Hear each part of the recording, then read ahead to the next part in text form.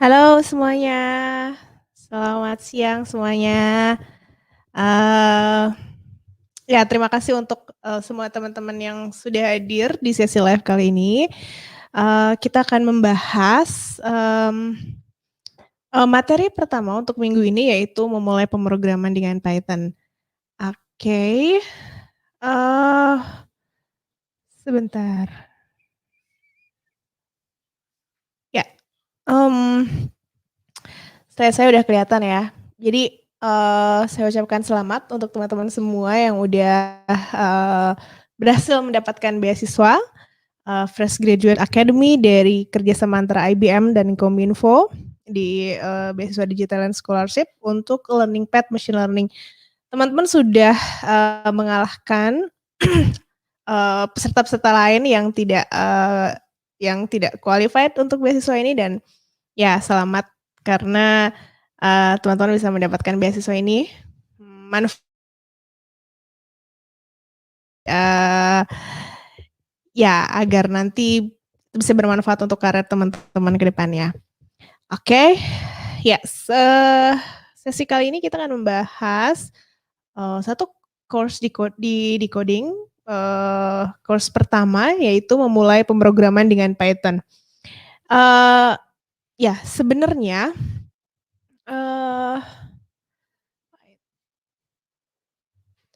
Nah, sebenarnya, learning path di decoding itu, learning path machine learning yang digunakan untuk, beasiswa ini adalah, ada 4 course, ada 4 kursus yaitu yang pertama belajar dasar visualisasi data, kemudian memulai pemrograman dengan Python, belajar machine learning untuk pemula, dan belajar pengembangan machine learning. Nah, akan tetapi karena di program ini kita, materinya dikombinasikan dengan materi dari skill build, maka yang teman-teman perlu pelajari pertama kali adalah kursus memulai pemrograman dengan Python, baru nanti setelah itu teman-teman akan belajar data analisis, dan lanjut di, minggu berikutnya belajar dasar visualisasi data di decoding, dan, eee, data visualization with Python di, skill build ya. Nah, setelah itu teman-teman akan belajar, minggu selanjutnya teman-teman akan belajar tentang, salah satu course dari University of Helsinki, Finlandia, yang judulnya Introduction to AI.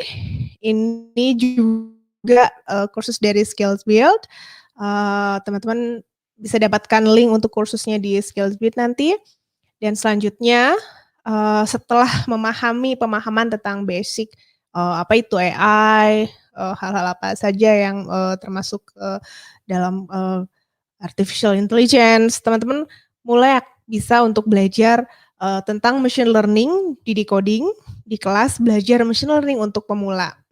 Nah dan, minggu selanjutnya teman-teman, jika lulus dari kelas belajar machine learning untuk pemula, teman-teman bisa lanjut untuk belajar di kelas belajar pengembangan machine learning.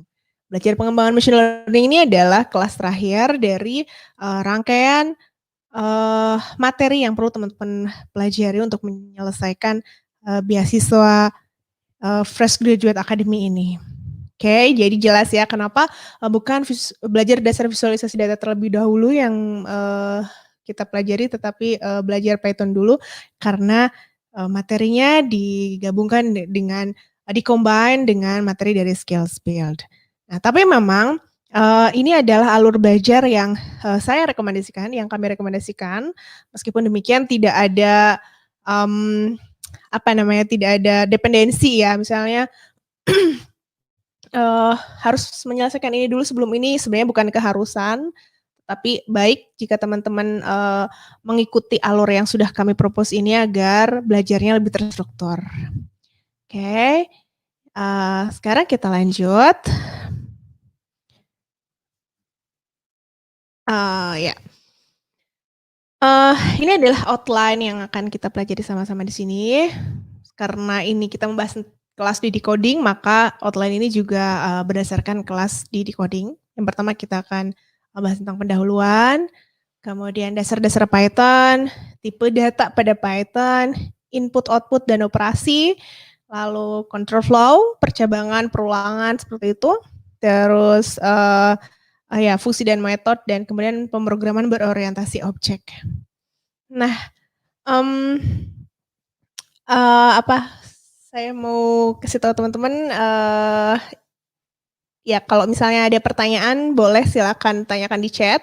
Kemarin dari tim kami sudah memberikan form pertanyaan, sudah saya jawab, dan nanti kita akan bahas sama-sama setelah semua materi selesai dipaparkan. Nanti kalau misalnya masih ada waktu, semua pertanyaan dari form yang kemarin sudah dijawab, kita akan lanjut ke pertanyaan yang ada di chat, ya. Oke, selanjutnya pendahuluan. Ya, saya kira untuk teman-teman yang belajar, pernah belajar bahasa pemrograman atau setidaknya pernah mendengar tentang bahasa pemrograman, tentu ada hello world ya di setiap bahasa pemrograman, ya kan? Nah, ini adalah hello world untuk Python. Kita menulis di sini print gitu kan, ini fungsi untuk mengeprint atau memberikan output, memunculkan output. Hello FGA students misalnya. Nah, maka kalau misalnya di program ini di run, nanti akan memberikan hasil hello FGS student seperti itu. Dan tanda pagar ini adalah komen dan tidak akan diinterpretasikan di Python. Oke, selanjutnya kemarin ada yang bertanya, mengapa kita perlu mempelajari bahasa pemrograman Python gitu, untuk apa dan lain sebagainya ya. Nah, maka ini sekalian saya jawab di sini ya. Mengapa Python? Mengapa kita perlu mempelajari bahasa Python? Kenapa misalnya enggak yang lain misalnya. Nah, jadi kenapa Python? Yang pertama adalah mudah dipelajari, sintaksnya mudah dimengerti. Jadi kayak tadi kayak print, kita kan udah tahu ya, nge-print berarti memunculkan output gitu. Itu kan gampang banget ya dipelajari. Nah, dan ya nanti selanjutnya kita akan lihat bahwa sintaksnya memang lebih relatif lebih gampang dibandingkan dengan bahasa pemrograman lain. Dan terutama bagi teman-teman yang berasal dari jurusan non-IT atau non-science teknologi atau ya non-science dan non-teknik, belajar Python rasanya akan lebih mudah dibanding mempelajari bahasa pemrograman lain, cenderung lebih mudah gitu ya. Ya saya dikasih tahu kalau ada sebagian teman-teman yang berasal dari jurusan sosial gitu, jadi it's okay karena course ini memang ya dirancang untuk bahkan yang bukan berasal dari jurusan IT. Oke, dan untuk itu kita belajar Python. Kemudian alasan yang kedua adalah digunakan secara luas, bisa digunakan untuk web development misalnya, untuk back end gitu, terus data science, machine learning, big data, dan cloud computing itu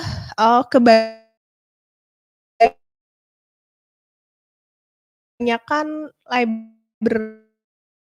library-nya itu menggunakan, jadi ya sudah luas ya, termasuk juga untuk IoT, Internet of Things development.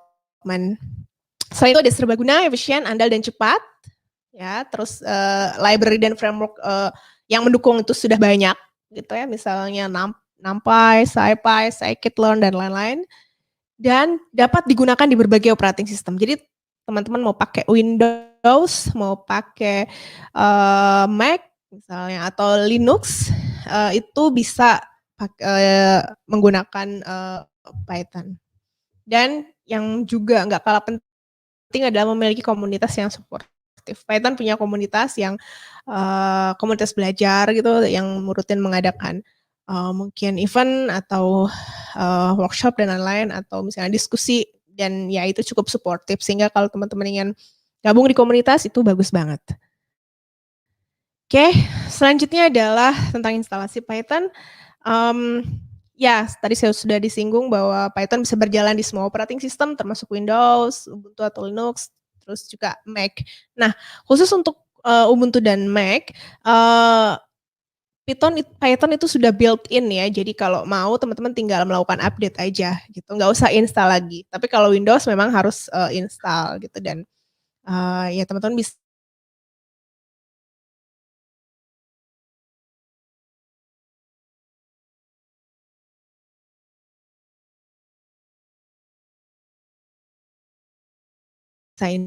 install dari, official IBM Watson Studio. Jadi di coding, teman-teman ada ya step by step untuk menjalankan Python menggunakan IBM Watson. Atau teman-teman juga bisa menjalankan Python di IDE (Integrated Development Environment), misalnya PyCharm atau Visual Studio. Ya, ini untuk instalasi Python. Selanjutnya kita ke basic Python. Nah, hal yang membedakan Python dengan bahasa pemrograman lain adalah indentasi. Jadi di Python indentasi itu sangat penting, bukan hanya untuk keterbacaan, tapi memang style guide atau aturan penulisannya seperti itu. Ya Python menggunakan indentasi untuk menulis kode bertingkat. Nah, jadi ya misalnya bahasa lain ada misalnya menggunakan begin gitu ya, end gitu di Pascal misalnya, atau perbedaan baris atau ada kurung kurawal gitu ya. Nah, di Python kita menggunakan indentasi. Kemarin juga ada yang bertanya apa itu indentasi? Jadi indentasi itu 4 spasi pada setiap tingkatan gitu. Jadi misalnya ini statement tingkatan 1, ini ada spasi kalau ya ada spasi sebanyak 4 spasi di sini untuk kita lanjut ke statement tingkatan yang kedua dan seterusnya. Oke, nah basic Python yang lain adalah conditional. Salah satu contoh dasar-dasar penulisan style guide itu conditional. Ini adalah contoh-contoh yang disarankan untuk penulisan conditional statement if seperti ini. Kemudian ya teman-teman bisa cek gaya penulisan lainnya di python.org pep 8. Mengapa penting untuk mempelajari ini? Ya karena kita tentu ingin menulis kode yang clean, kode yang memiliki keterbacaan tinggi gitu, sehingga saat kita misalnya kolaborasi dengan developer lain, kalau kita menulis sesuai dengan gaya penulisan guide, sesuai dengan panduan penulisan di Python, tentu akan lebih mudah bagi kita untuk kolaborasi. Oke, selanjutnya adalah tipe data pada Python. Yang pertama itu numbers atau ya angka gitu, bilangan. Nah, numbers ini ada 3 ya. Yang pertama integer, dia tidak dibatasi oleh angka atau panjang tertentu, tapi oleh memori yang tersedia. Jadi bisa nulis berapa aja integer panjang banget gitu ya, tidak dibatasi oleh jumlahnya. Sedangkan float atau desimal itu dibatasi akurasinya pada 15 desimal. Misalnya ini yang B ini adalah desimal, yang integer ini yang A gitu ya. Dan ada satu lagi bilangan kompleks. Dia ditulis dalam formulasi X plus YI gitu ya. Nah, mengapa bilangan kompleks juga termasuk dalam tipe data yang perlu kita ketahui? Karena Python juga digunakan pada matematikawan gitu ya, digunakan oleh matematikawan atau untuk mengerjakan berbagai permasalahan komputasi sains gitu ya. Nah, oleh karena itu bilangan kompleks atau bilangan imaginer juga merupakan salah satu tipe data built-in pada Python. Oke, seperti ini yang C ya, ini adalah tipe data kompleks. Oke, selanjutnya adalah string. Dia urutan dari karakter Unicode yang dideklarasikan dengan tanda petik tunggal atau ganda. Teman-teman juga pasti udah lihat udah baca ini ya di kelasnya di coding. Ya, tapi untuk mengingatkan lagi gitu. Jadi ini adalah string berbaris tunggal. Kalau kita melakukan print misalnya variabel string ini, maka dia akan memberikan output seperti ini. Nah, kita juga bisa menulis string dalam banyak line, misalnya seperti contoh ini, multi-line string misalnya. Ini adalah string yang memiliki baris pertama dan selanjutnya baris kedua. Nah, ini kita menggunakan 3 tanda petik di sini ya. Nah, multi-line string ini kalau kita print, dia akan memberikan output seperti ini. Jadi baris-barisnya akan kayak enter gitu dan seterusnya. Oke, lanjut ke boolean. Ya, jadi ini adalah nilai yang dapat diuji sebagai benar atau salah. Sebagai contoh, misalnya kita mau ngecek apakah 10 lebih besar dari 9, dia akan memberikan nilai boolean true, artinya ya 10 memang lebih besar dari 9. Dan kalau misalnya 10 sama dengan 9, pasti false ya, maka 10 sama dengan 9 dan 10 kurang dari 9 ini adalah false. Nah, boolean ini digunakan di sintaksis kondisi if atau while, atau juga sebagai operan dari operasi boolean. Nah, tipe data yang selanjutnya adalah list, yaitu dia adalah kumpulan data terurut atau bisa disebut juga ordered sequence,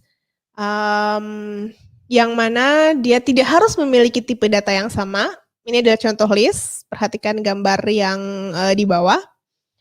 Contoh list, misalnya dia bilang tidak harus memiliki tipe data yang sama. Nah, oke.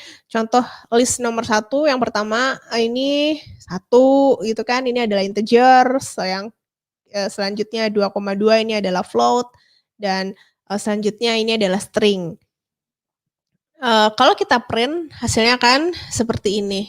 Nah, jadi list boleh ya isinya data beberapa tipe data. Nah, list ini dideklarasikan dengan kurung siku, misalnya list 1, list 2, list 3. Nah, tapi perlu diingat bahwa indeksnya itu dimulai dari 0. Ya, nanti kita akan belajar indeks list itu dimulai dari 0. Sebagai contoh seperti ini, perhatikan yang gambar yang sebelah kanan. Misalnya kita punya list yang nama variabel listnya adalah X. Dia terdiri dari 5, 10, 15, 20, 25, dan seterusnya sampai 40. Nah, coba perhatikan saat kita melakukan print X pertama, artinya apa? Artinya adalah kita mau mengeluarkan output list dengan indeks 1. Indeks 1 itu apakah 5? Bukan. Karena tadi dibilang di sini dimulai dari 0, maka 5 ini adalah 0, 1 ini adalah 10, makanya di sini keluar 10. Ya. Minus 1. Nah, minus 1 itu terakhir jadi 40. Kemudian dari 3 sampai 5, kita lihat indeks 3 sampai 5, 0, 1, 2, 3, 20, berarti ya dari 20, 4, 5. Nah, berarti 20 dan 25. Nah, pada list, untuk indeks, penulisan indeks, kalau seperti ini, 3.25, maka 5-nya ini yang di belakang itu nggak ikut.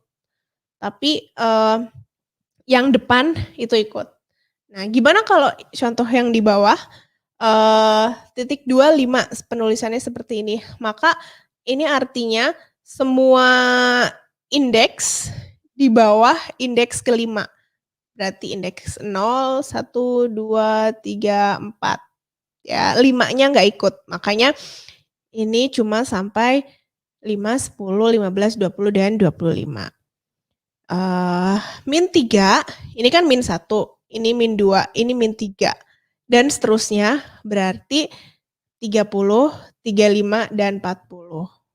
Nah, kalau seterusnya ini kosong, berarti sampai terakhir gitu, sampai habis the rest, sampai sisanya semuanya masuk. Ini ya. Dan 1, 7, 2, artinya list ke-1, list ke-7 dan ke-2, itu berarti 10, ya kan? Lalu 20 dan 30. Oke. Selanjutnya ada sifat list yaitu mutable, atau bisa diubah. Artinya adalah list bisa ditambahkan, bisa dihapus atau dimodifikasi. Nah, di sini kita bisa menggunakan append untuk menambahkan elemen terakhir pada list. Misalnya kita punya list ini ya FGA dan IBM misalnya. Kita mau menambahkan Kominfo, anggota list yang namanya Kominfo, maka saat kita gunakan append di sini, setelah kita print dia memberikan hasil seperti ini. FGA, IBM, dan Kominfo. Nah, append ini menambahkan elemen terakhir pada list ya. Jadi apapun elemennya dia akan ditambahkan di bagian yang terakhir. Lalu untuk kalau misalnya kita mau menghapus nih Kominfo, kita mau remove, berarti kita list, nama listnya di sini kebetulan namanya list, remove Kominfo. Nah, harusnya setelah kita, ini saya nggak tunjukin printnya ya, kalau kita print maka dia akan hanya memberikan hasil FGA dan IBM. Nah, lalu setelah itu kita insert, kita tambahkan dengan memberikan indeks spesifik, misalnya indeks ke-1 gitu kan di sini. Kita pakai insert, digitalent misalnya. Lalu kita melakukan print lagi, maka dia si digitalent ini akan ada di indeks pertama. Ingat ya, sekali lagi bahwa list dimulai dari 0 indeksnya. Maka saat kita insert dan menentukan indeks spesifik yang kita mau misalnya 1, hasilnya adalah di indeks ke-1 ini. Oke. Selanjutnya adalah tuple. Dia adalah jenis urutan yang tidak dapat dirubah elemennya atau immutable. Nah, ini digunakan untuk data sekali tulis dan dapat dieksekusi dengan cepat. Dia juga ditulis dengan tanda kurung dan elemennya dipisahkan dengan koma. Tadi list kita pakai kurung tutup ya. Lalu di sini kalau tuple kita pakai kurung biasa. Oke, misalnya contohnya ini sama ya, dia juga bisa berisikan semua tipe data. Terus saat kita mau ngeprint contoh tuple dengan indeks 1, maka hasilnya adalah ini. Lalu kalau misalnya kita mau contoh tuple indeks 0 sampai 3, dia tidak mau karena tuple itu tidak berurutan gitu. Oke. Selanjutnya set, dia kumpulan data bersifat unik dan tanpa urutan atau unordered collection. Seperti ini. Misalnya kita punya contoh setnya 1, 2, 2, 3, 3, 3 gitu kan. Dia didefinisikan dengan kurawal dan elemennya dipisahkan dengan koma, ya kan, didefinisikan dengan kurung kurawal. Terus kalau kita melakukan ingin ngeprint, maka setiap elemen yang duplikat yang lebih dari 1, dia akan dihapus sehingga dia hanya akan memberikan hasil yang unik, makanya itu unordered collection. Kemudian biasanya dipakai untuk melakukan penghapusan data duplikat, seperti itu ya. Oke. Selanjutnya, ini dictionary. Kemarin ada juga yang nanya masih bingung dengan dictionary gitu. Jadi perhatikan ya. Jadi dictionary adalah kumpulan pasangan kunci nilai atau key value. Dia tidak berurutan. Kemudian untuk mengakses datanya, kita harus mengetahui kuncinya. Jadi ada key, ada kunci, dan ada nilai. Oke, sebagai contoh ini nih. Misalnya gorengan, nama-nama gorengan nih ya. Misalnya bala-bala 1.000, terus cireng 500 misalnya, tahu isi 1.500. Nah, kuncinya di sini adalah bala-bala.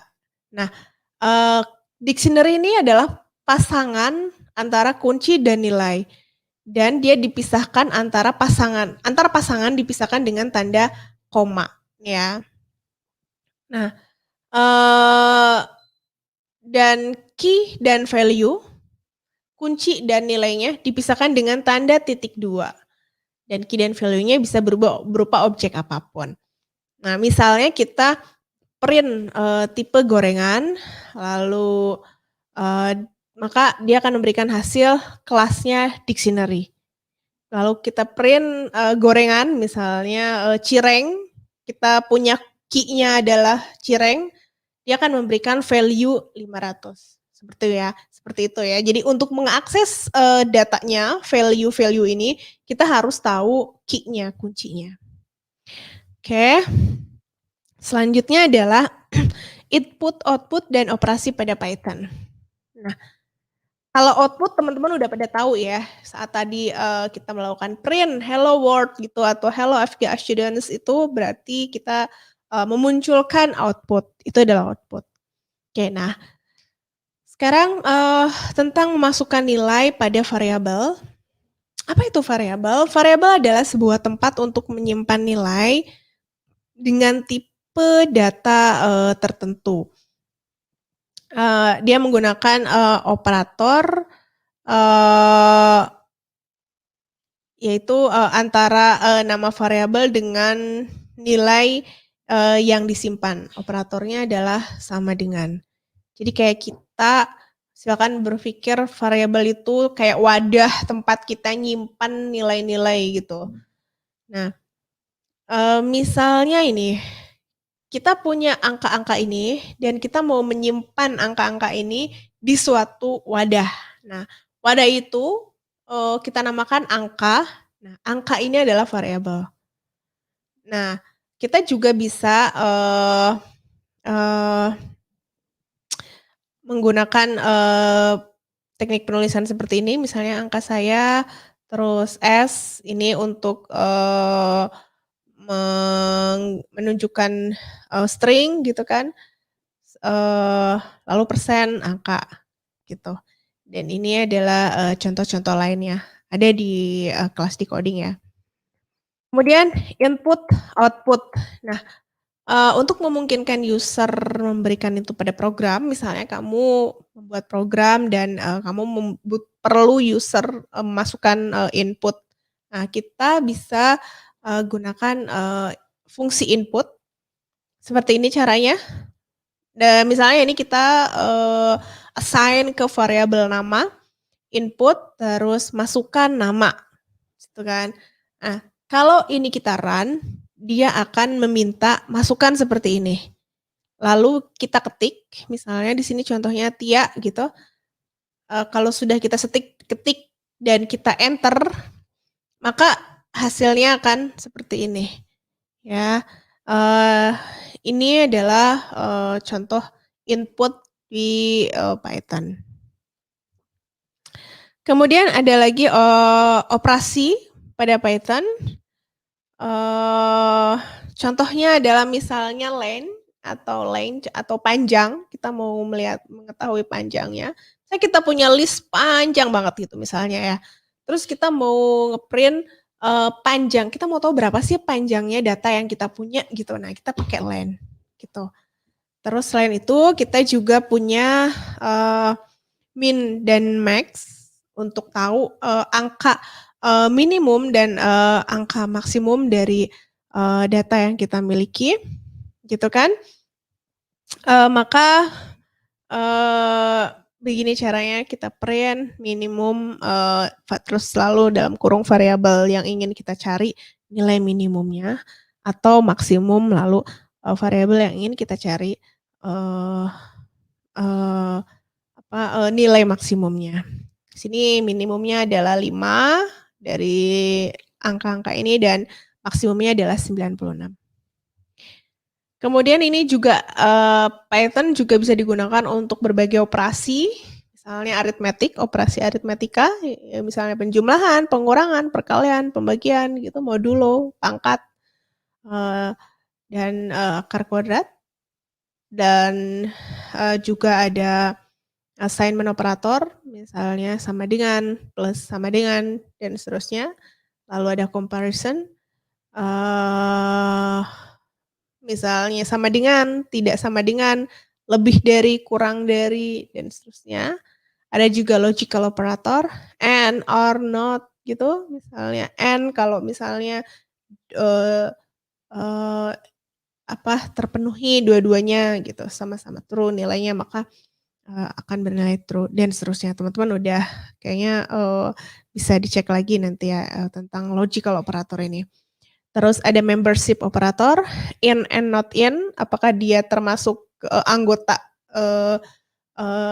variabel tertentu, misalnya kalau in berarti ya dia termasuk, kalau not in berarti tidak termasuk. Kemudian ada bitwise operator. Ini contoh-contoh bitwise operator. Oke, selanjutnya kita akan belajar mengenai control flow, cabangan, if, elif, dan else. Oke, saya akan coba jelaskan. Jadi, misalnya kita punya bilangan 9, terus kita mau mengecek jika bilangannya lebih dari 0, maka print bilangan adalah positif. Elif, tapi kalau misalnya kurang dari 0, gitu kan, print bilangannya adalah negatif. Else, selain dari ini semua, nggak lebih dari 0 dan nggak kurang dari 0, berarti apa dong? Bilangan 0 itu sendiri, maka bilangannya adalah 0. Nah, kalau bilangan kita adalah 9 di sini, maka bilangan 9 adalah positif dan seterusnya. Ya, ini alef. Ada lagi perulangan for. Jadi perulangan for digunakan untuk mengulangi urutan, misalnya list, tuple, set, dictionary. Nah, dengan perulangan for kita bisa mengeksekusi satu set pernyataan, misalnya contohnya di sini for huruf in decoding, gitu kan. Contoh pertama, print hurufnya adalah format huruf, maka itu artinya kita mau mengeprint semua huruf-huruf yang ada di decoding satu persatu. Seperti ini contohnya. Lalu ada juga perulangan while. Nah, ini untuk mengeksekusi statement selama kondisi yang diberikan terpenuhi. Misalnya kita punya angka count, misalnya kita menghitung sama dengan 0. Nah, while count kurang dari 7, print hitungannya adalah gitu kan, misalnya ini kita mau memunculkan ini format count. Count sama dengan count plus 1. Nah, maka dia akan melakukan iterasi dari mulai 0, terus 0 plus 1, terus diupdate lagi 0 plus 1, dan seterusnya sampai nilainya kurang dari 7. Nah, maka hasilnya akan seperti ini. Gitu. Dan selanjutnya ada lagi kontrol perulangan yaitu break. Dia menghentikan perulangan, kemudian keluar dan dilanjutkan dengan mengeksekusi pernyataan setelah blok perulangan. Ini sebagai contoh, for huruf in decode ada spasi di sini ya, lalu ding, if hurufnya sama dengan, spasi, break. Terus print misalnya huruf saat ini, huruf, gitu kan. Nah, berarti tadi kan dibilang, berhenti gitu ya, kalau misalnya ketemu sama spasi, break dulu gitu. Nah, berarti maka dia hanya akan, memberikan output decode aja, gitu. Karena tadi kan disuruh break ya, jadi pas ketemu spasi, break. Nah, selain break kita ada juga, namanya continue. Nah, pernyataan continue, akan membuat, iterasi saat, ini berhenti. Misalnya kemudian melanjutkan ke iterasi berikutnya. Nah, dia dan mengabaikan pernyataan yang berada antara continue hingga akhir perulangan. Oke, lalu sebagai contoh, for huruf in decode spasi ding, if huruf sama dengan, ada spasi, itu, continue, lalu continue, kemudian print huruf saat ini, format huruf. Nah, karena tadi, ini perintahnya adalah continue, meskipun dia, menemukan spasi gitu kan, tetap lanjut gitu, maka dia akan memberikan hasil, yang, apa namanya, seperti ini. Gitu. Oke. Jadi gitu ya, antara break dan continue. Lalu selanjutnya adalah tentang pemrograman berorientasi objek. Oke, ya sebelum itu kita akan belajar tentang fungsi. Ya fungsi didefinisikan oleh def, jadi kalau kita mau mendefinisikan fungsi, kita, tulis dulu def gitu kan, mendefine, lalu nama fungsinya, misalnya dapat memiliki nama yang digunakan untuk memanggil fungsi tersebut. Jadi kita perlu kasih nama dulu fungsinya, biar nanti kalau kita butuh fungsinya, kita bisa panggil pakai nama itu. Gitu, terus yang di dalam kurung ini adalah parameter, misalnya dia punya parameter name. Nah, jadi fungsi juga bisa memiliki satu atau lebih parameter yang ditulis di antara tanda kurung. Nah, parameter name ini. Ini kebetulan contohnya 1 ya, tapi dia bisa juga 1 atau lebih parameternya. Kemudian, print hello gitu kan, plus, nama name atau plus parameter. Jangan lupa untuk memberikan indentasi dengan 4 spasi, dan, saat kita mau memanggil fungsi, kita cukup ketik nama fungsinya, greeting, lalu dalam kurung gitu, FGA students. Nah, di sini juga disebutkan fungsi memiliki tubuh, ditulis sebagai blok code setelah titik 2, pada definisi fungsi. Jadi ini adalah tubuh fungsi. Ya. Oke, dan ini untuk memanggilnya, kita sebutkan namanya, dan ini adalah output-nya. Hello FGA students, misalnya kayak gitu. Hasilnya adalah seperti itu. Oke, selanjutnya fungsi juga, memiliki, ada juga fungsi yang bisa memberikan return atau mengembalikan, nilai. Nah, tapi return ini bersifat opsional gitu. Kalau kita ingin mendapatkan nilai dari suatu fungsi, kita menggunakan, return. Sebagai contoh di sini,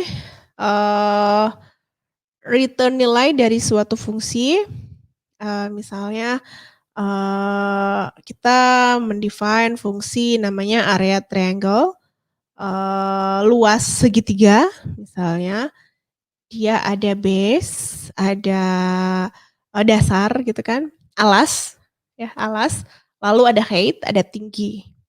Nah, kita return-nya adalah kita ingin mengembalikan nilainya adalah base dikali height dibagi 2. Ini kan rumus luas segitiga ya. Nah, ini adalah fungsi kita dan kita udah state di sini ada return, memberikan return suatu nilai yang mana nilainya adalah base kali height dibagi 2. Nah, kemudian kita memanggil fungsi dan menyimpan nilai pada variabel. Misalnya areanya sama dengan area triangle. Kita mendefinisikan fungsi area triangle ini ke dalam variabel area. Kemudian kita define berapa nilai alasnya dan berapa nilai tingginya. Misalnya di sini 10 dan 20. Lalu kita mau print area. Nah, maka variabel ini dia akan memanggil fungsi area triangle atau luas segitiga yang tadi sudah kita define di fungsi ini. Yang mana hasilnya, yang mana dia memiliki parameter base dan height. Ini ya. Dan dia akan mengembalikan nilai base dikali height dibagi 2. Nah, maka 10 dikali 20 dibagi 2. Maka outputnya adalah 100. Seperti itu ya cara untuk mendapatkan nilai dari suatu fungsi menggunakan return. Oke, selanjutnya class dalam pemrograman berorientasi objek. Ya, class ini adalah sintaksis di Python yang menyediakan semua fitur standar gitu. Terus kalau tadi untuk mendefinisikan fungsi kita menggunakan def terus nama fungsi.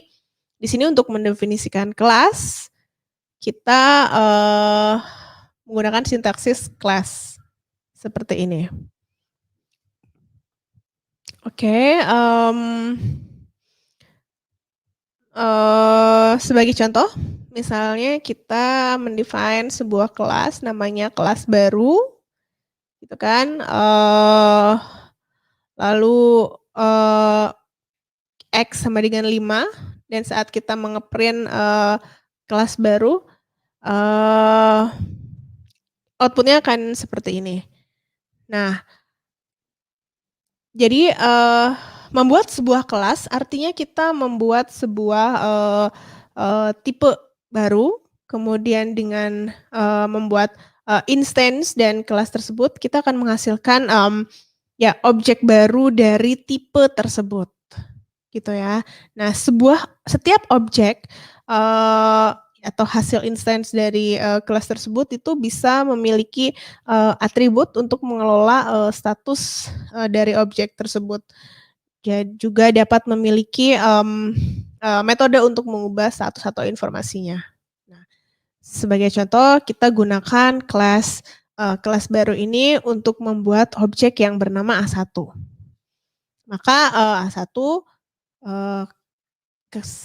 kita assign kelas baru ini ke A1, lalu kita print A1 kali X, maka dia akan memberikan output 5. Seperti itu. Tentang kelas, selanjutnya adalah metode. Nah, metode gitu kan, itu adalah fungsi khusus yang menjadi milik suatu objek. Gitu. Dan untuk mendefinisikan metode, kita menggunakan def, sama ya seperti fungsi, dan fungsi sebagai metode kelas menerima parameter yang disebut self. Nah, apa itu self? Dia adalah parameter yang diterima oleh fungsi sebagai metode kelas. Self ini mewakili instance dari metode yang sedang dieksekusi. Gitu ya. Contohnya nih ya, kita bikin kelas namanya kucing nih misalnya. Lalu kita define speak self, gitu kan, parameternya adalah parameter self, dan kita mau dia mengeprint suaranya gitu kan, karena speak kan, misalnya dia suaranya gitu, miau miau misalnya. Nah, misalnya kita, lalu assign, kucing ini, kelas kucing ini ke dalam, variabel kumi dan saat kita panggil, kumi speak, maka dia akan memberikan hasil meow meow. Seperti itu ya. Jadi, self ini adalah, parameter, yang mewakili instance dari metode yang sedang dieksekusi. Oke. Udah, saya kira, itu dulu karena kita 45 menit nanti untuk tanya jawab. Jadi biar lebih, ya cukup waktu untuk kita ngobrol-ngobrol ya. Oke, selanjutnya, saya akan coba ya, saya cek dulu udah rame banget nih kayaknya, nanti akan ada saya akan coba jawab pertanyaan-pertanyaan. Tapi dimulai dari yang sudah bertanya di form terlebih dahulu ya. Bentar saya coba buka dulu formnya. Sebentar ya. Kalau misalnya teman-teman mau menambahkan pertanyaan boleh, silakan. Tapi sementara ini saya akan jawab formnya, via yang sudah bertanya. Sebentar, mana ya?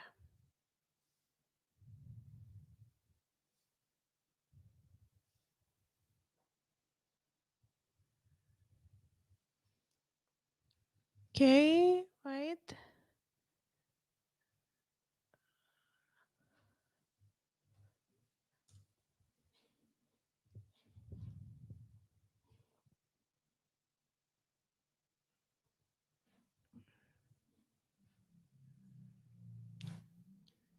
Oh.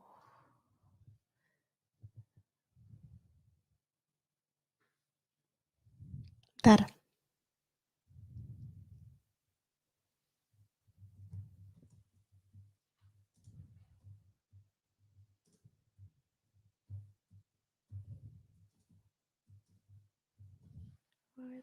Wait.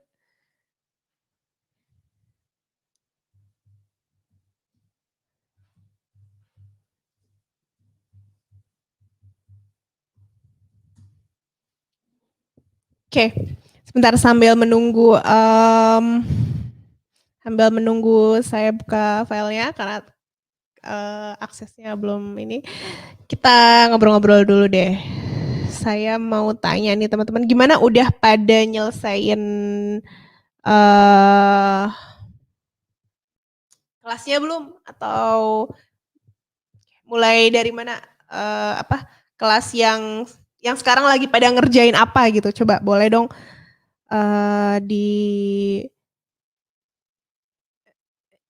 dijawab di chat. Saya mau tahu sudah apa nih? Sudah belum? Dikit lagi, belum dikit lagi. Udah dong, udah. Oke, good. Masih on progress, dikit lagi, belum, baru mulai hehehe. Hehehe juga. Belum, dikit lagi nggak apa-apa ya. Yang penting adalah teman-teman maksudnya tetap, on schedule, lebih cepat lebih baik karena mungkin nanti di, 2 kelas terakhir itu ada submission. Kalau yang pernah belajar di coding mungkin akan tahu bahwa kita, menerapkan, submission, yang mana itu nanti akan dicek oleh, tim reviewer kami gitu, kodenya apakah berjalan dengan baik, apakah memberikan hasil, sesuai dengan yang diminta dan seterusnya. Jadi dan kadang-kadang, submission itu ada ditolak juga gitu. Jadi, biar nanti, teman-teman punya cukup waktu untuk misalnya kalau submission-nya ditolak gitu, jadi saya sih berharap teman-teman, untuk kelas-kelas yang nggak ada submission-nya bisa diselesain, di awal gitu. Jadi biar punya cukup waktu untuk menyelesaikan submission. Submission-nya jangan plagiat ya guys, benar jangan plagiat. Oke. Baru mulai. Submission jangan plagiat. Rian bolak-balik nih, submission jangan plagiat. Lama nggak apa-apa Mbak, intinya sampai paham. Benar sih, lama nggak apa-apa. Yang penting tetap on ini ya, on schedule ya. Jadi kan kemarin sudah, tadi juga di slide juga udah ada, saya udah kasih lihat beberapa schedule gitu kan. Jadi, mmm, ya beberapa schedule yang kami rekomendasikan gitu. Jadi teman-teman harap mengikuti itu gitu. Jadi biar nanti nggak, bisa lulus tepat waktu gitu. Karena lumayan nih yang terutama yang ada submission-nya. Kalau yang lain-lainnya kan kayaknya hanya kuis gitu kan. Tapi kalau ada submission-nya itu memang harus diperiksa sama tim reviewer kita. Oke. Saya masih lihat-lihat. "Oh, rame," katanya. "Materi hari ini belum." Baru masuk skill build. Udah ya, gampang lah ya, bisa ya belajar di skill build, sudah ada, step by step-nya, cara-caranya gitu. Dan sebenarnya di skill build itu ada banyak, materi juga dan semuanya free gitu, kalau yang udah punya akun, skill build. Jadi setelah menyelesaikan kelas ini teman-teman mau lanjut belajar di, skill build juga boleh. Ini promo aja ya, karena ini kan apa, disponsori sama IBM skill build. Oke, ngikutin silabus jadi masih dikit lagi code. Data analysis di skill build, oke code. Sip, ya sesuai jadwal. Oke. Oke, selanjutnya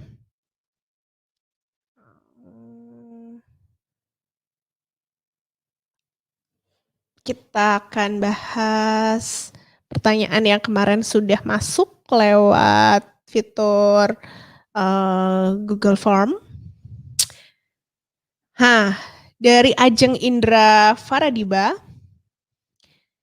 tips dan trik kalau lagi jenuh belajar dan hilang motivasi. Gimana ya tips dan triknya apa ya? Oke, jadi gimana ya, tapi mungkin, jenuh dan, ya kadang-kadang kita namanya manusia kadang-kadang jenuh ya, apa namanya, kadang-kadang kayak butuh motivasi dan lain-lain, kadang-kadang ngerasa capek, kadang-kadang ngerasa overwhelmed gitu, ya wajar aja sih menurut saya merasa seperti itu, namanya manusia ya. Kalau dari saya, kalau misalnya teman-teman lagi mengalami itu, eee, ya mungkin teman-teman memang butuh istirahat, atau butuh break dulu, dari berbagai, hal yang sedang teman-teman lakukan gitu. Mungkin butuh break sebentar misalnya hanya butuh tidur cepet nih malam ini setelah kemarin begadang-begadang kok rasanya jenuh, kok rasanya ini ya gitu. Malam ini nggak usah begadang misalnya, tidur cepet gitu atau gimana boleh.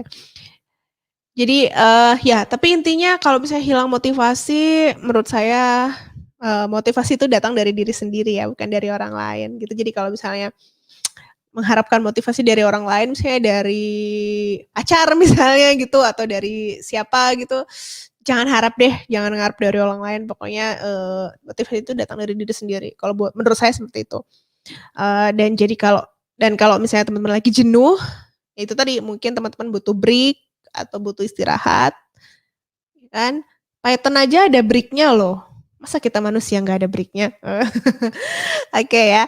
Dan ya break atau istirahat ini untuk ngasih waktu ke diri kita sendiri, misalnya untuk berhenti sebentar gitu kan, menepi, terus,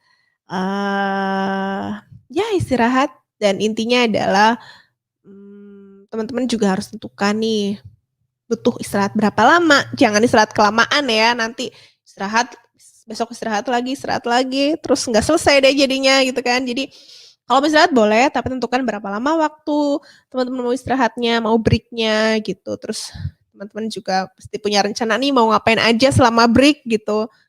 Misalnya mau rebahan juga itu rencana boleh gitu ya. Terserah gimana, apa aja yang menurut teman-teman, perlu lakukan selama break gitu kan. Terus boleh ngerjain hobi juga gitu atau nggak ngapa-ngapain atau cuman rebahan tapi, begitu waktu break-nya sudah habis, kan kita udah define, udah tentukan berapa lama waktu break-nya, break-nya udah habis pastikan kita bisa kembali ke rutinitas sehari-hari dengan energi yang sudah penuh kembali ya.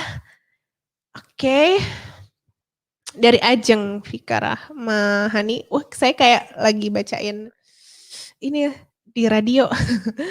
Mengapa kita perlu belajar Python? Nah, tadi kan udah dibahas ya, di bahasan mengapa Python,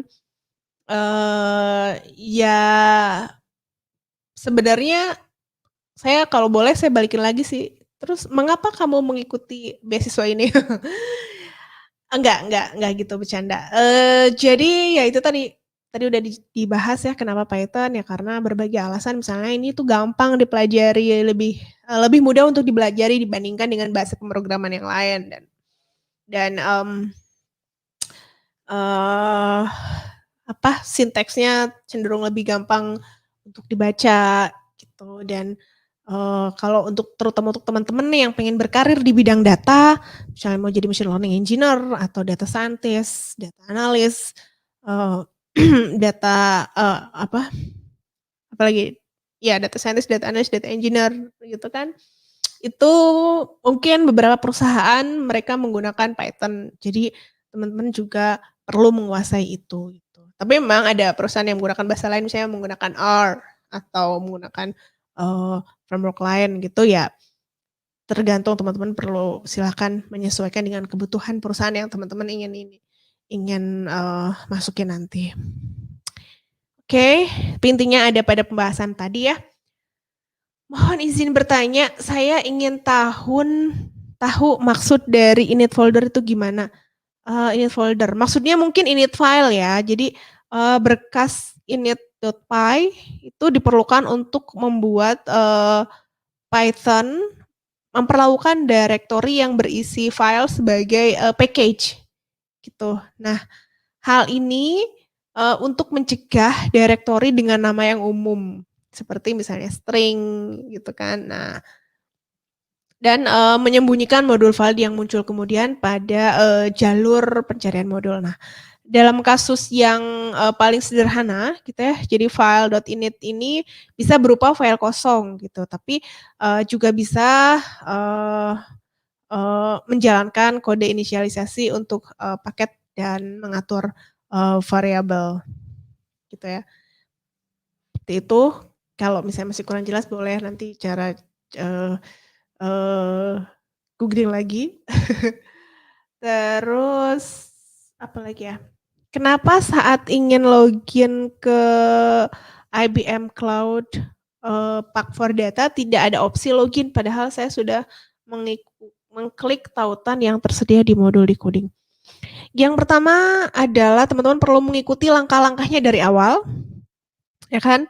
Kalau misalnya langkah-langkahnya sudah benar, seharusnya aman sih tadi saya, nyobain aman, tapi mungkin ada saat-saat, eee, ya entah kenapa misalnya, tidak terjadi apa-apa, udah klik login tapi tidak terjadi apa-apa gitu.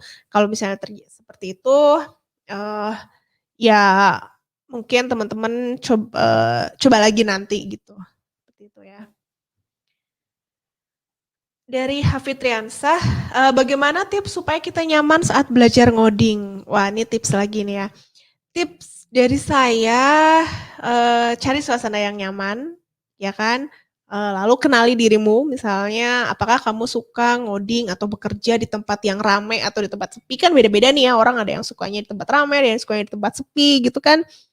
Apakah, teman-teman sukanya pakai musik atau enggak pakai musik gitu kan, atau misalnya teman-teman, sukanya pas pagi atau siang hari atau malam hari. Nah, teman-teman perlu kenali itu gitu, perlu tahu itu, dan lakukan di saat-saat yang memang cocok, untuk teman-teman, gitu.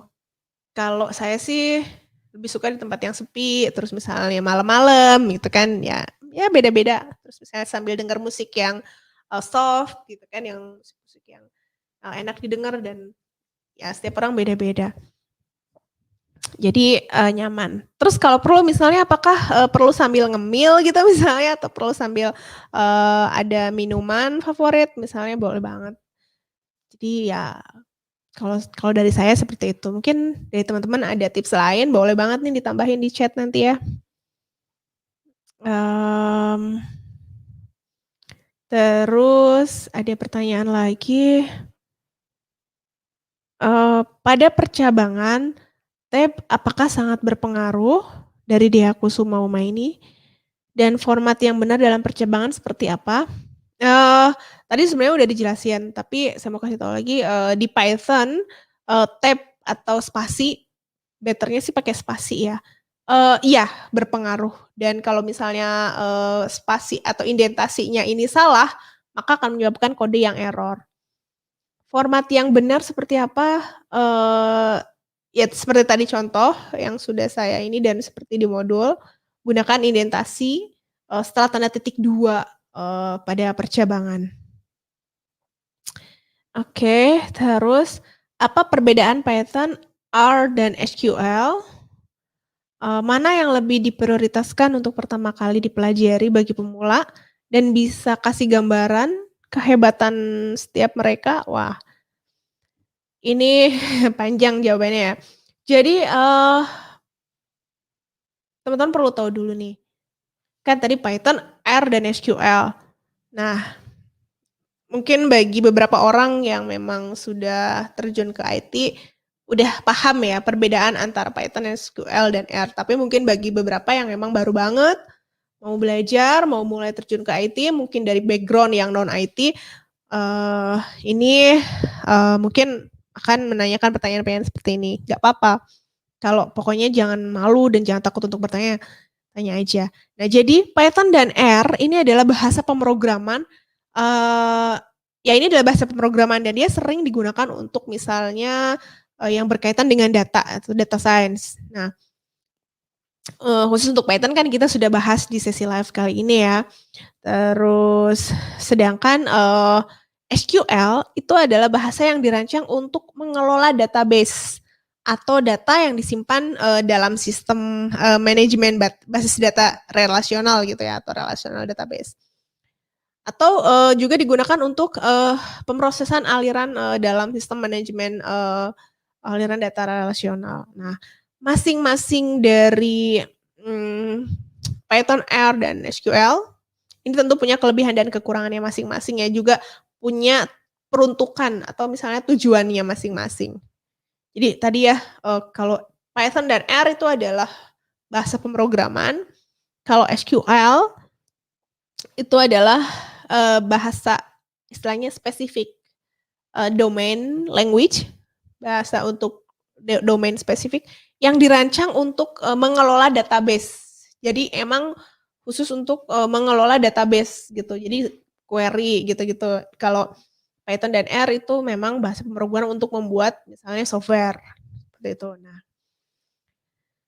terus pertanyaan selanjutnya, kalau memilih untuk menguasai mana yang mana dulu gitu kan untuk pemula. Nah, sebenarnya kalau mau gini, kita milih antara 2, misalnya antara Python atau R. Nah, tergantung tujuan kita. Misalnya untuk data science, biasanya, beberapa perusahaan menggunakan R. Kalau misalnya teman-teman pengen mendalami machine learning, maka, saran saya belajarnya Python daripada R gitu kan. Karena banyak library machine learning itu menggunakan bahasa Python. Jadi tergantung tujuannya ya. Dan untuk pemula sih saran saya belajar dulu salah satunya antara Python dan R, pilih misalnya mau Python dulu atau mau belajar R dulu. Nanti kalau sudah merasa, eee eee, apa namanya, paham gitu, sudah menguasai salah satu dari itu bisa belajar, akan lebih gampang untuk mempelajari yang lainnya, seperti itu. Terus kalau, eee, SQL gimana? SQL sih menurut saya memang tetap harus dipelajari ya kalau teman-teman mau, berkarir di bidang data karena saya melihat, banyak posisi kayak data scientist, data analyst, data engineer itu udah pasti data engineer mah ya, itu, membutuhkan skill SQL sebagai requirement-nya, gitu.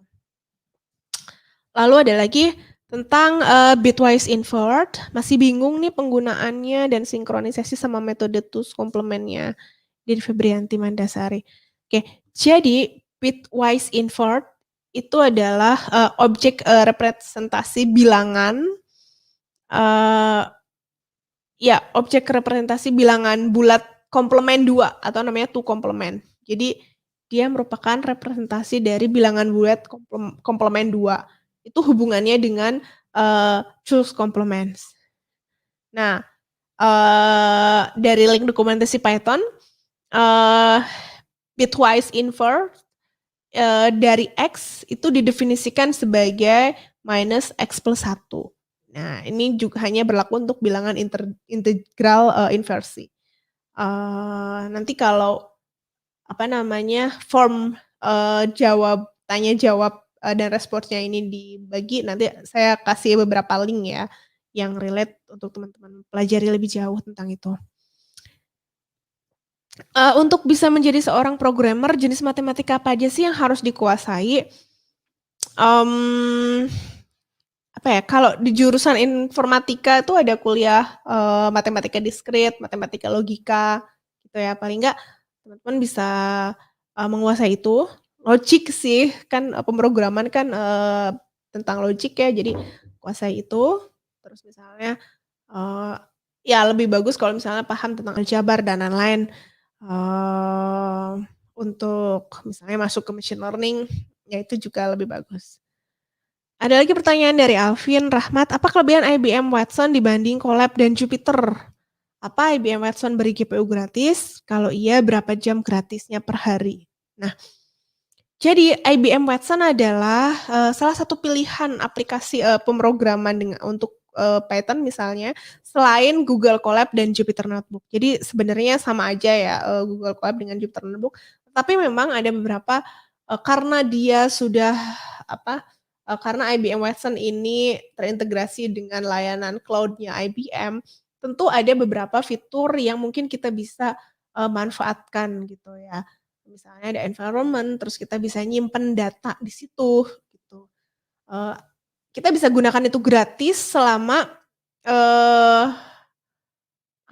masih dalam batasan kalau nggak salah 50 hour of compute gitu. 50 ada hitungannya, nanti saya cek di linknya. Selama masih dalam batas-batas yang tertentu gitu. Dan ya karena ini IBM Watson ini ada terintegrasi dengan layanan cloud-nya IBM, ya itu kadang ada beberapa fitur misalnya untuk AI-nya dan lain-lain gitu. Jadi kalau Jupyter Notebook dan Colab itu hanya untuk pemrogramannya, kalau di IBM kita bisa gunakan fitur-fitur di cloud IBM-nya, termasuk misalnya fitur deteksi AI gitu di IBM. Terus pertanyaannya, apakah IBM Watson memberikan fasilitas GPU? Nah, sayangnya untuk saat ini fasilitas GPU pada IBM Watson hanya pada akun yang berbayar, paid account. Nah, sedangkan untuk akun gratis atau light, kita tidak bisa menggunakan GPU-nya. Sebutkan beberapa platform yang memberi GPU gratis selain Colab dan Kaggle. Ya, teman-teman, Alvin sudah tahu ya, kita bisa mendapatkan GPU gratis dengan menggunakan Colab dan Kaggle. Tapi selain itu, Anda juga bisa menggunakan GPU dari cloud-based platform seperti GCP yang memberikan 300 free untuk pengguna yang baru gitu, atau misalnya Azure juga pasti ada skema untuk pengguna baru. Dan ya kalau di IBM teman-teman bisa pakai, tapi mungkin perlu mengupgrade akunnya menjadi berbayar. Terus selain itu ada opsi lain, misalnya Floyd Hub dan Gradient. Nanti saya sertakan linknya ya di formnya. Bagaimana jika kita sudah selesai kelas semua kelas di decoding? Kalau teman-teman sudah selesai, teman-teman bisa langsung submit sertifikatnya, sertifikat decoding di form yang nanti kami sediakan. Kemudian selesaikan kelas-kelas di Skills Build. Tapi kalau misalnya ada kelas, kalau nggak salah ada update untuk beberapa kelas lain ya, untuk beberapa kelas di decoding. Nah, kalau misalnya ada update dan teman-teman belum menyelesaikan update-nya, teman-teman bisa sih tinggal nyelesain update-nya. Gitu. Terus saya kurang paham mengenai tipe data dictionary. Dictionary tadi udah ya, jadi dictionary itu pasangan key dan value. Jadi ada kuncinya, ada nilainya. Terus kalau kita mau mengakses nilainya, kita harus tahu dulu nih kuncinya apa. Tadi udah dijelasin ya di sesi live. Terus, apakah bahasa pemrograman berbasis objek sering digunakan pada aplikasi machine learning? Jika iya, bagaimanakah aplikasinya? Bisa sih, memang bisa digunakan. Ya memang dibutuhkan sih, karena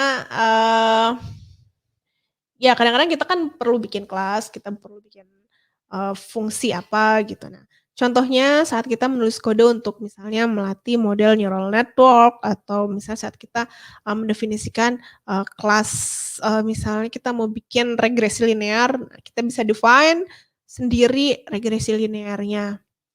Atau misalnya kita mau define kelas matriksnya seperti apa dan seterusnya. Memang selama ini kita dimudahkan dengan adanya library scikit-learn ya. Tapi kalau misalnya kita mau build from scratch, bisa banget dengan pemrograman berorientasi objek. Tapi tentunya harus paham ya basic matematikanya, bagaimana menghitung matriksnya, misalnya matriks yang kita pakainya apa dan seterusnya. Kalau pakai library kan kita tinggal memanggil library-nya. Untuk menjadi seorang machine learning yang handal butuh proses belajar berapa tahun, Kak? Agar semua materi dan praktek dapat dijalankan dengan fungsinya. Lalu keuntungannya apa ya? Dan jika ingin berkontribusi ke perusahaan, posisi apa yang tepat untuk menunjang karir? Nah, sejujurnya untuk pertanyaan ini saya nggak bisa jawab ya, karena kayak misalnya saya bilang setahun, ternyata ada yang butuh waktu 2 tahun, atau ternyata ada yang cuman 3 bulan bisa. Ya saya nggak tahu. Jadi ini tergantung dari, masing-masing orang ya. Tapi kalau dibilang, butuh berapa tahun untuk bisa agar semua materi dan praktek bisa dijalankan dengan fungsinya, maksudnya bisa menguasai semua materi dan praktek. Kalau menurut saya sih kita nggak bisa menguasai semua materi dan praktek, benar-benar menguasai semuanya nggak bisa ya, karena proses belajar itu kan, terus-menerus ya, continue dan ilmu pengetahuan teknologi juga terus berkembang. Jadi, misalnya sekarang kita bisa menguasai A, besok keluar lagi nih, teknik atau teknologi B, teknologi C yang juga kita harus kuasai dan kita kan harus belajar lagi, seperti itu.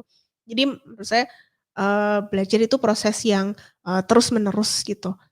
Eee, ya meskipun, misalnya kita sudah menyelesaikan semua course machine learning atau course ya machine learning di dalam negeri dan di luar negeri pun sebenarnya tidak menjamin, kita bisa, eee eee, apa ya, benar-benar menguasai semuanya gitu. Juga tidak berarti bahwa proses belajarnya udah selesai.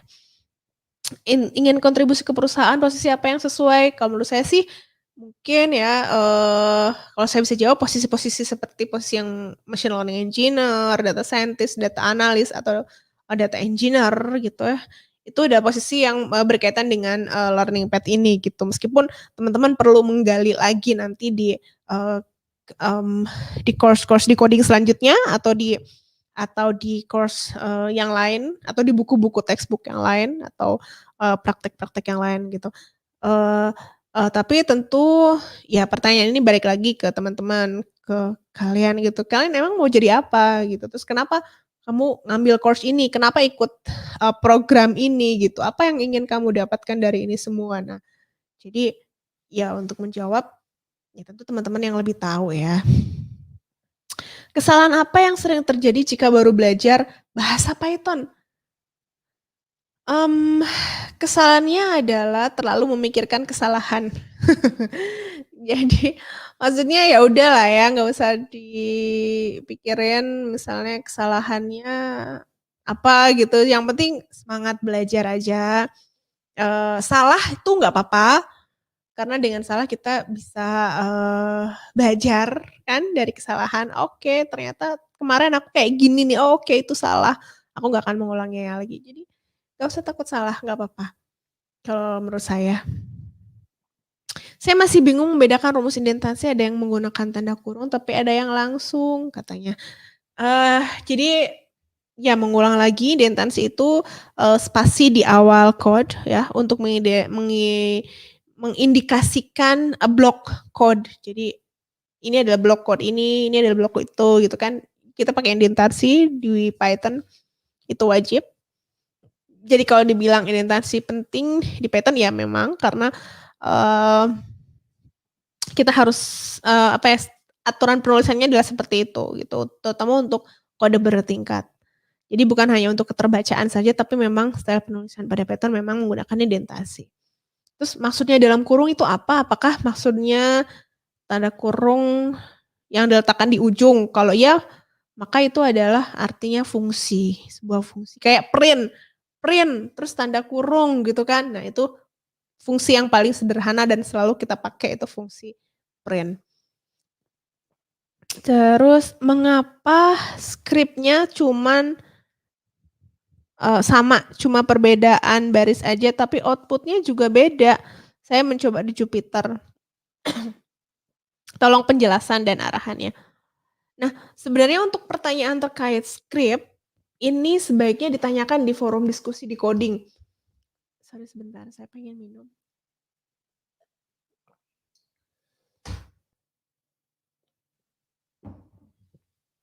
Jadi untuk pertanyaan terkait skrip, itu ditanyakan di forum diskusi di coding, karena di situ teman-teman bisa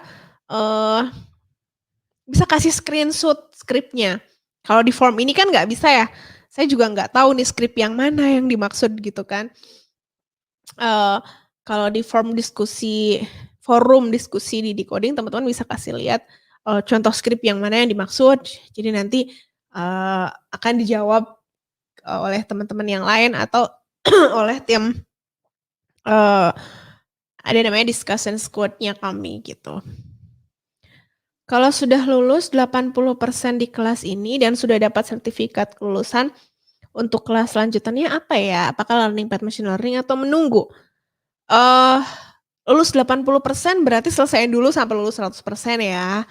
Terus atau kalau misalnya udah dapat sertifikat tapi kelulusannya 80% mungkin perlu memperbarui sertifikat karena ada beberapa update di kelas. Jadi tinggal selesaikan update-nya. Terus ya nanti kalau emang sudah tinggal bisa langsung submit sertifikatnya, berarti memang teman-teman sudah selesai dan teman-teman tinggal lanjut belajar di skill build sesuai rekomendasi alur belajar yang telah disampaikan di awal sesi ini. Ada lagi dari Erdin. Saya mengalami kendala pada modul percabangan dan ternary operator. Bagaimana cara pengerjaan script if dan else yang benar? Saya mendapatkan error ketika mencoba menjalankan. Nah, lagi-lagi untuk pertanyaan yang terkait dengan script, kan teman-teman harus tunjukin ya script yang teman-teman bikin seperti apa. Jadi biar bisa ketahuan errornya di mana gitu. Itu tanyanya di forum diskusi ya, forum diskusi di coding. Jadi biar bisa dibantu oleh tim kami di sana. Oke. Selanjutnya udah habis ya pertanyaan dari, tapi kita masih punya waktu sekitar 12 menit. Nanti saya akan coba cek pertanyaan yang di sini dari mana ya? Oke.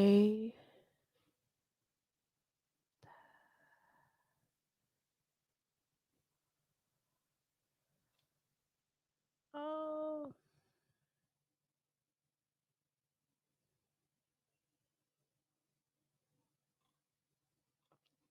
Mana ya?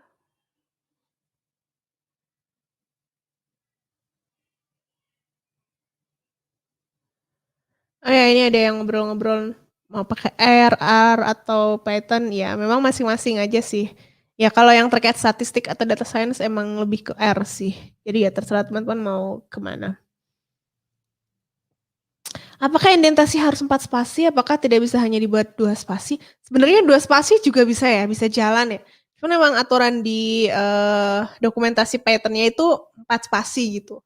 Tapi 2 spasi juga bisa jalan karena kayak kalau default misalnya kita bikin kita ngoding di Jupyter Notebook atau di Google Colab terus setelah kita enter titik 2 terus kita enter itu biasanya emang cuma ngasih 2 spasi sih. Hanya kalau teman-teman mau misalnya mengikuti style guide sesuai Python dan memang teman-teman misalnya, eee, berkolaborasi dengan programmer lain itu, better, pas spasi ya, meskipun 2 spasi juga jalan. Oke.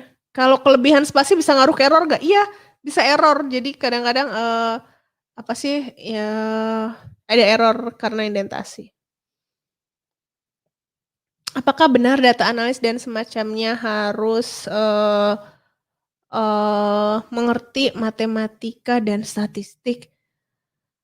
Ah, iya, eee, ya karena kan data analis kan menganalisis data. Biasanya kan menganalisis data pakai apa ya, pakai statistik gitu kan, dan basic-nya matematika gitu dan ya logiknya, logika berpikirnya dan lain-lain. Jadi, eee, ya perlu menguasai itu sih. Tapi dibilang menguasai itu juga kalau menurut saya ya asal paham basic konsepnya, nggak harus kayak ngerti banget semuanya gitu. Kan kita bisa selalu, belajar lagi, buka lagi gitu. Jadi, eee, saya sering dapat pertanyaan ini ya, untuk jadi data scientist atau data analis harus belajar statistik dulu, harus belajar matematika apa gitu. Kalau dari saya sih, ya it's good kalau teman-teman bisa, menguasai gitu ya, benar-benar menguasai. Tapi kalaupun tidak, juga sebenarnya jangan jadi, "Aduh aku nggak bisa nih, aku nggak paham, aku pusing," gitu misalnya. Jangan jadi kayak gitu, karena takutnya nanti itu menghambat. Maka yang penting teman-teman belajar, eee, ya pelajari basic-nya, basic konsepnya, terus kalau misalnya sudah, merasa cukup, implementasikan itu misalnya dalam project-project nanti akan semakin ketemu gitu, intuisinya gitu. Kalau ini begini, kalau itu begitu, ya. Eee, izin bertanya tips buat improve readability codingan di Python. Iya itu, tadi menulis code sesuai dengan, mmm, style guide, ya. Kenapa di coding diajarin style guide, karena, ya biar, bisa menulis code yang clean code atau tingkat keterbacaannya tinggi. Seenggaknya matematika dasar dan logika matematika, kata Ita, ya benar sih, seperti itu. Oke, tuh, kata Irfan juga, iya Gan, karena kan urusannya ngurus data, katanya ngitung min, modus, median, ya kan, minimal bisa, ya benar, seperti itu. Dan tahu kapan kita pakai min misalnya, kapan kita pakai, modus, kapan kita pakai median. Ya. Prospek ke depannya data science, ML, data analis di Indonesia gimana? Kalau menurut saya prospeknya bagus ya, karena, mmm, saat ini talent-nya belum banyak, tapi kebutuhan, industri sudah mulai, banyak yang ke arah situ gitu. Jadi, ya ini pilihan yang tepat sih, data scientist dan analis machine learning engineer. Jadi ya semangat belajarnya. Mmm, lagi banyak data engineer dan data analis. Eee, ya, apa sih, memikirkan tentang misalnya prospek ke depan itu memang bagus, tapi yang lebih penting dari itu adalah teman-teman belajar dan mengimplementasikan, ilmunya gitu, misalnya dalam project atau ngerjain apa gitu, ya, semangat. Eee, tujuan dari OOP itu apa ya? Jadi, ya OOP itu ya diperlukan untuk membuat software sih. Jadi kalau, eee, misalnya kita membuat suatu kelas gitu, eee, gimana ya, kalau kita mau membuat software, kita perlu membagi-bagi beberapa hal dalam, software kita misalnya ke dalam kelas-kelas tertentu gitu. Sehingga saat kita eee, membutuhkan untuk memanggilnya gitu, itu tinggal tinggal dipanggil gitu dan tidak tidak harus menulis berulang kali gitu. Jadi ya, penting untuk mempelajari itu. Kalau dari machine learning nge-branch ke data science, apakah bisa? Bisa banget, kan deket ya machine learning. Justru data scientist, kalau saya ngelihat banyak lowongan data science itu, ya sebagian memang mensyaratkan, skill machine learning gitu. Karena, mmm, machine learning dibutuhkan untuk mengolah data sih. Untuk melihat misalnya ini trennya seperti apa, terus untuk memprediksi misalnya atau untuk misalnya membuat klasifikasi dan lain-lain, clustering misalnya, clustering segmentation, mendeteksi fraud dan lain-lain. Jadi, data science, machine learning itu menurut saya deket.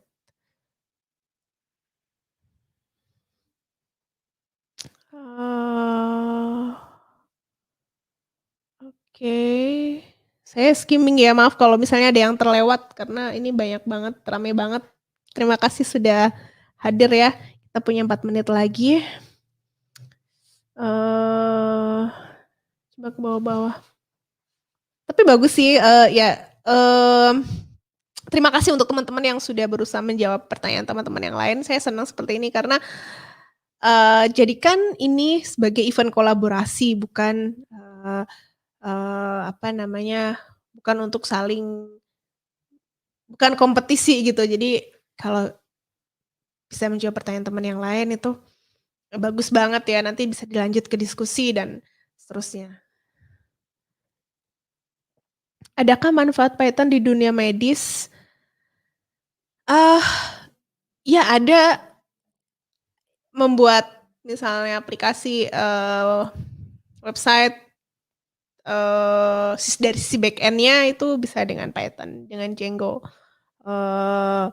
Website misalnya kesehatan itu bisa, terus, aplikasi, machine learning untuk kesehatan dengan Python itu juga bisa. Banyak ya. Kalau mau bikin aplikasi mobile di Android, apakah bisa menggunakan Python? Kalau Android kayaknya bahasanya beda ya. Kayaknya enggak, mmm, ada bahasa Kotlin gitu atau, Android beda, jadi enggak bisa pakai Python. Untuk form tanya jawab di mana ya, Kak? Form tanya jawab nanti akan dibagikan menjelang sesi live ya. Biasanya 2 atau 3 hari, akan dikasih nanti teman-teman ngisi form itu terus, nanti saya akan jawab di situ. Tapi itu biasanya akan ditutup misalnya, H-1 sebelum live akan ditutup gitu. Nanti dibuka lagi untuk sesi selanjutnya. Tapi kalau misalnya teman-teman masih ada pertanyaan, terutama pertanyaan terkait, dengan materi di Decoding, ada forum diskusi di Decoding ya. Oke. Wah, ini banyak banget, aduh saya bingung bacanya. Apa lagi?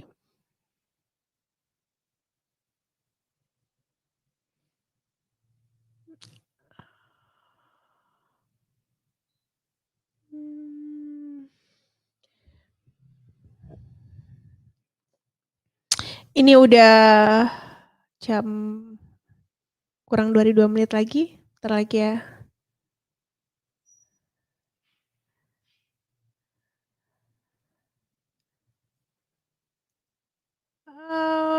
Ya banyak, bingung juga karena bacanya satu-satu, tapi nggak apa-apa. Ya,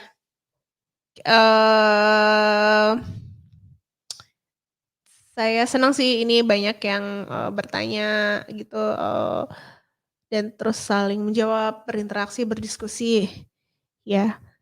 Dan ya, saya kira itu aja ya dari kita. Saya udah ngejawabin beberapa pertanyaan, cuman memang nggak bisa semuanya terjawab kayaknya ya.